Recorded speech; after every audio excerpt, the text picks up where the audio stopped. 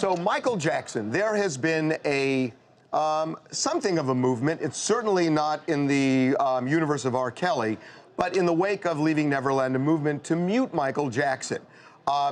It has happened to some degree on radio. Yep. It has happened to some degree in terms of memorabilia, things like that.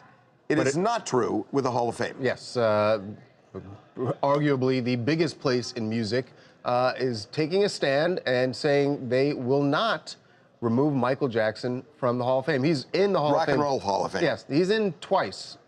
He's been inducted twice as a solo act and with the Jackson 5.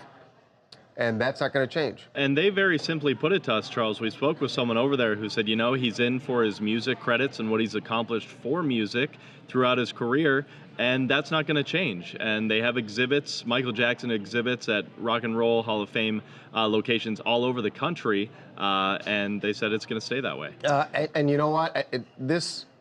And I know people who are pushing for the Mute Michael Jackson movement aren't going to like this, but for the Rock and Roll Hall of Fame, it is a slippery slope. If they, think about it, if they were to say, okay, we believe what we heard in Leaving Neverland, or we're concerned about it, and so we are going to remove his exhibit.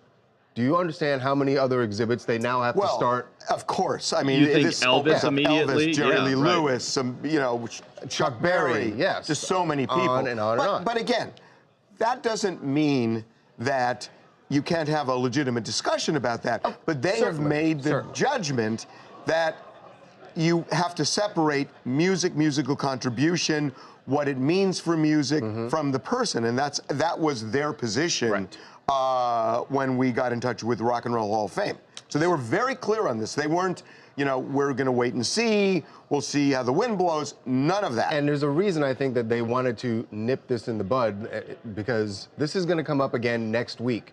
Next week, Janet Jackson will be inducted into the Rock and Roll Hall of Fame, and there's a lot of buzz about whether Janet Jackson is, you know, as much as you've seen the Jackson family talking about Leaving Neverland and, you know, denying all of the allegations there, Janet Jackson has been quiet, and everyone's waiting to see if at her induction. I don't think she's going to say anything at the induction.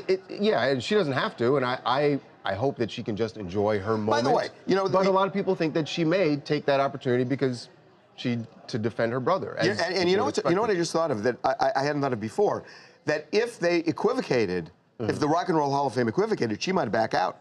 Right. That's another reason that they were so clear. Right. Oh, guys, I really agree with you there. I mean, she could have pulled off easily, but I think it's such a big movement, and for them to saying we are not taking this down, or we are not supporting this Mute Michael Jackson issue, I think it's very important. It kind of gives them that backbone to say they know what they're doing and they believe in what they are doing. Just because somebody is dead doesn't mean that you can, you know, just strip them of whatever they worked hard for while they were alive. Because right now, Michael Jackson cannot speak for himself, you know. So that's about it.